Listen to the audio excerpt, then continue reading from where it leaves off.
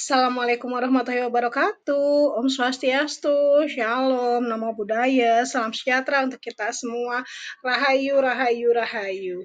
Bertemu lagi dengan saya Novita Martika Putri pada diskusi 6 mata kuliah studi komparatif pendidikan dasar di berbagai negara dengan topik yang sangat menarik, yaitu gender dalam pendidikan dasar pada bagian pertama.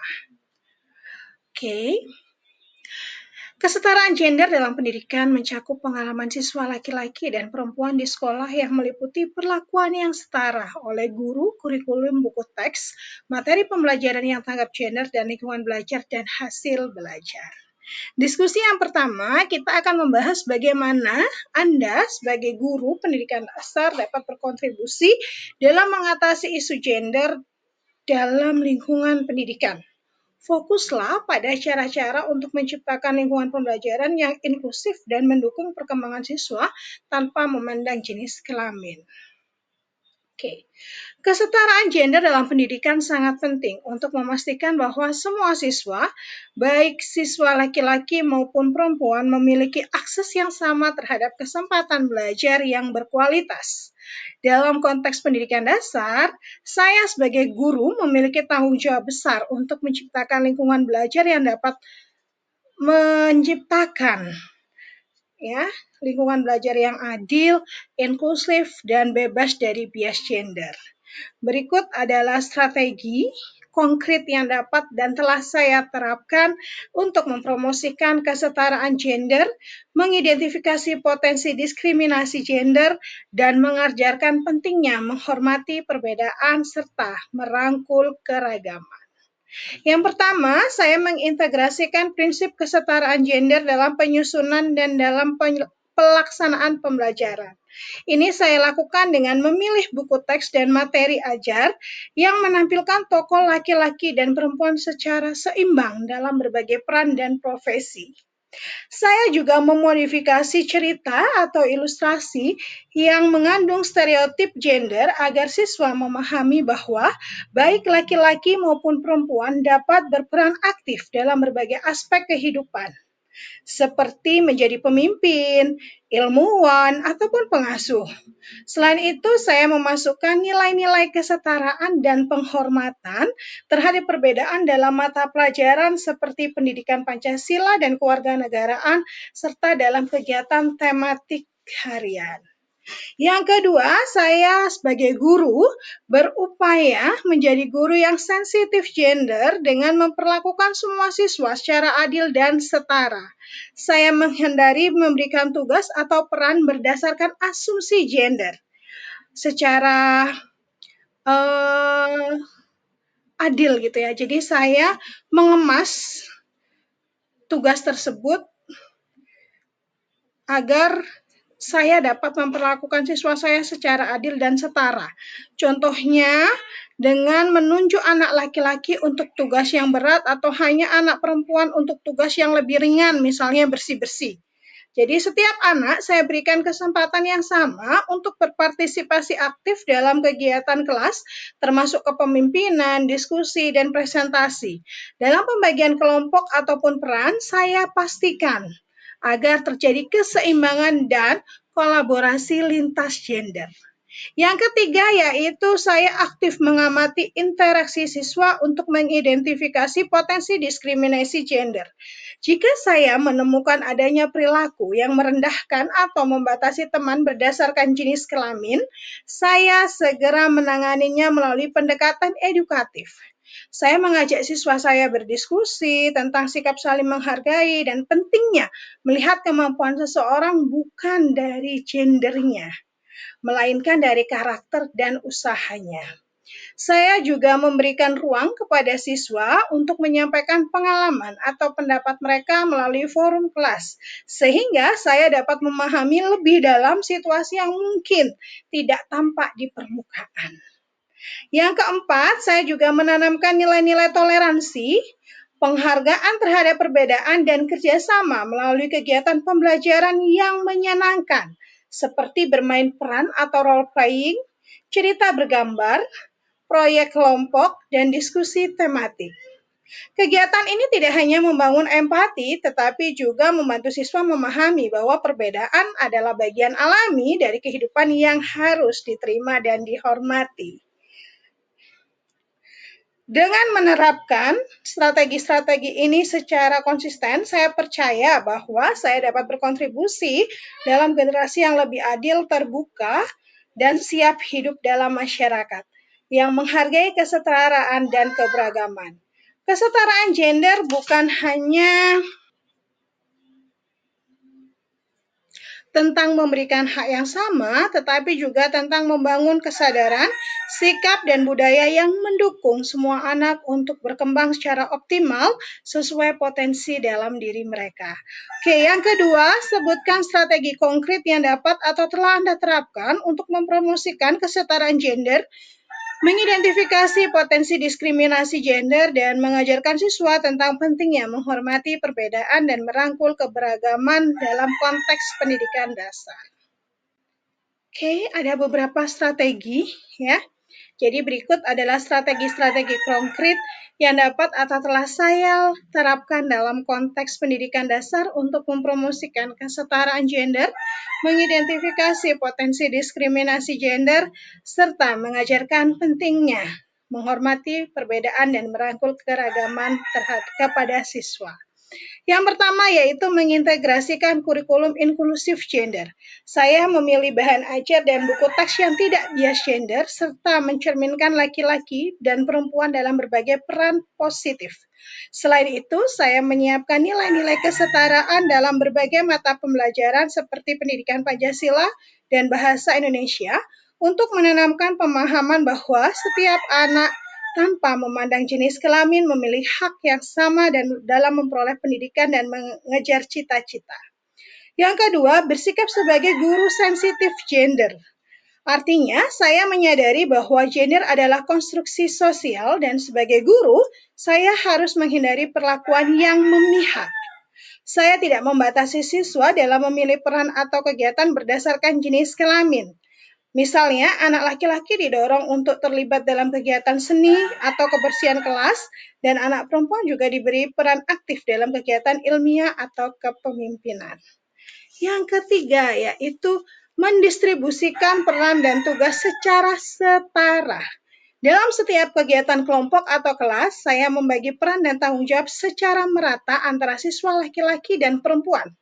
Semua siswa diberikan kesempatan untuk menjadi ketua, kelompok, pemimpin diskusi, atau pengambil keputusan, agar mereka belajar bahwa kompetensi tidak ditentukan oleh gender. Yang keempat yaitu menyediakan ruang aman untuk ekspresi diskusi.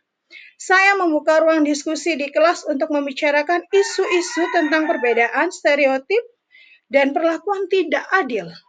Siswa saya ajak untuk berbagi pandangan dan pengalaman secara terbuka agar tumbuh empati dan kesadaran akan pentingnya menghargai sesama. Dan yang kelima, saya mengidentifikasi dan menangani potensi diskriminasi gender. Saya mengamati perilaku siswa dalam berinteraksi untuk mendeteksi jika ada tanda-tanda diskriminasi atau ketidakadilan berbasis gender. Jika ditemukan, saya menanganinya dengan pendekatan edukatif, yaitu mengajak siswa memahami dampak diskriminasi dan bagaimana cara menghentikannya melalui empati dan kerjasama. Kemudian yang keenam, menampilkan figur teladan dari berbagai gender. Dalam pembelajaran, saya mengenalkan siswa kepada tokoh laki-laki dan perempuan yang berprestasi dalam berbagai bidang. Ini saya lakukan untuk membentuk pola pikir bahwa keberhasilan bukan ditentukan oleh jenis kelamin, tetapi oleh kerja keras, semangat, dan kemampuan. Oke, selanjutnya yang terakhir, yaitu yang ketujuh. Yang ketujuh yaitu menanamkan nilai toleransi dan kebinekaan. Melalui cerita bergambar, proyek kolaboratif, dan permainan edukatif, saya mengajarkan nilai-nilai toleransi, menghormati perbedaan, dan hidup berdampingan dalam keberagaman. Anak-anak saya ajak untuk merayakan perbedaan dan memahami bahwa setiap individu memiliki keunikan yang harus dihargai. Dengan menerapkan strategi-strategi ini secara konsisten, saya percaya dapat menciptakan lingkungan belajar yang lebih adil, ramah, dan mendukung bagi semua siswa, sehingga mereka dapat berkembang secara optimal tanpa terbebani oleh keterbatasan gender. Oke, yang ketiga. Apa tantangan utama yang mungkin dihadapi dalam mengimplementasikan pendekatan ini? Dan bagaimana Anda merencanakan untuk mengatasinya ataupun mungkin solusinya gitu ya. Oke. Dalam mengimplementasikan pendekatan kesetaraan gender di lingkungan pendidikan dasar, terdapat beberapa tantangan utama yang mungkin dihadapi. Tantangan-tantangan ini bersifat kompleks karena berkaitan dengan budaya, kebiasaan, sistem pendidikan, hingga kesadaran individu. Namun, setiap tantangan dapat diatasi dengan strategi yang tepat dan konsisten. Berikut adalah beberapa tantangan utama serta rencana saya untuk mengatasinya. Yang pertama yaitu stereotip gender yang mengakar di masyarakat. Salah satu tantangan paling signifikan menurut saya adalah adanya pandangan dan nilai-nilai budaya yang masih membatasi peran gender. Banyak masyarakat masih beranggapan bahwa anak laki-laki dan perempuan memiliki peran yang sudah kodratnya berbeda. Misalnya, anak laki-laki tidak boleh menangis atau anak perempuan tidak perlu mengejar karir tinggi. Oke, solusinya saya berencana mengatasi hal ini melalui pendekatan edukatif yang menyentuh baik siswa maupun orang tua. Mungkin kalau orang tua bisa saya adakan parenting ya. Dalam kegiatan belajar mengajar, saya akan menyisipkan cerita, contoh, dan diskusi yang menunjukkan bahwa kemampuan dan cita-cita tidak ditentukan oleh jenis kelamin. Selain itu, dalam pertemuan dengan orang tua, saya akan memberikan pemahaman tentang pentingnya mendukung anak sesuai minat dan potensinya, tanpa batasan stereotip gender. Yang kedua yaitu keterbatasan bahan ajar yang responsif gender. Banyak buku teks dan materi pembelajaran yang masih mengandung bias gender, baik dalam isi, narasi, ilustrasi, maupun pembagian peran tokoh. Solusinya menurut saya akan mengantisipasi hal ini dengan melakukan evaluasi terhadap materi ajar sebelum digunakan. Jika ditemukan konten yang bias, saya akan memodifikasi dan melengkapi dengan sumber alternatif yang lebih setara. Saya juga akan membuat bahan ajar sendiri atau bekerja sama dengan guru lain untuk menyusun materi pembelajaran yang lebih inklusif dan sensitif gender. Oke, yang ketiga yaitu kurangnya pelatihan guru tentang kesetaraan gender. Masih banyak guru yang belum memiliki pemahaman mendalam tentang pentingnya perspektif gender dalam pendidikan, sehingga secara tidak sadar bisa memperkuat ketimpangan. Solusinya menurut saya untuk mengatasi hal ini, saya berkomitmen mengikuti pelatihan, seminar, atau diskusi terkait kesetaraan gender dalam pendidikan. Saya juga aktif berbagi praktik baik dengan rekan sejawat agar tercipta budaya pembelajaran yang saling mendukung. Jika memungkinkan, saya akan mengusulkan kepada kepala sekolah untuk mengadakan pelatihan internal tentang pendidikan tanggap gender bagi semua guru. Oke, selanjutnya yang keempat yaitu resistensi atau penolakan terhadap konsep kesetaraan gender. Beberapa pihak mungkin menganggap bahwa pembahasan kesetaraan gender tidak relevan atau bahkan bertentangan dengan nilai-nilai tertentu. Solusinya menurut saya akan menyampaikan pendekatan ini secara bijak dan kontekstual dengan menekankan bahwa kesetaraan gender bukan tentang menyamakan semua hal, tetapi tentang memberikan kesempatan yang adil kepada semua anak untuk berkembang. Saya akan menunjukkan dampak positif dari pendekatan ini terhadap hasil belajar siswa dan suasana kelas yang harmonis. Oke, selanjutnya yang terakhir yaitu bias tidak disadari atau unconscious bias dari guru itu sendiri. Sebagai manusia biasa, guru juga bisa memiliki bias yang tidak disadari. yang mungkin muncul dalam cara berbicara, memperlakukan siswa, ataupun saat memberikan penilaian. Solusinya dari saya yaitu saya akan terus melakukan refleksi terhadap praktik pembelajaran saya, baik melalui catatan harian mengajar, umpan balik dari siswa, maupun diskusi dengan sesama guru.